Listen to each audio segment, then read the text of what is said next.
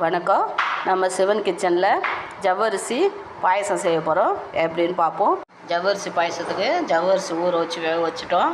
100 சர்க்கரை எடுத்து வச்சுருக்கோம், ஒயிட் சர்க்கரை, பால், கொஞ்சமாக சேமியா, நிறையா போடக்கூடாது, 2 ஏலக்காய். ஜவ்வரிசி வெந்துருச்சு. இப்போது ஒரு 3/4 பதமாக வெந்துருச்சு. இப்போ ஏலக்காயும் சேமியாவும் அதிலே போட்டுடலாம். சேமியா வறுத்த சேமியா, சர்க்கரை போட்டுடலாம்.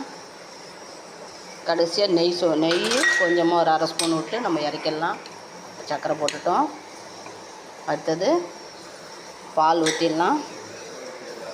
இப்போ பால் ஊற்றிடலாம் பாருங்கள். இந்த வருங்க பால் ஊற்றிட்டேன். இப்போ ரெடி ஆகிட்டுருக்கு. நல்லா ரொம்ப திக்காகாமல் இருக்கிறதுக்கு 1/2 கப்பு ஐஸ் வாட்ரு கலந்துடலாம்.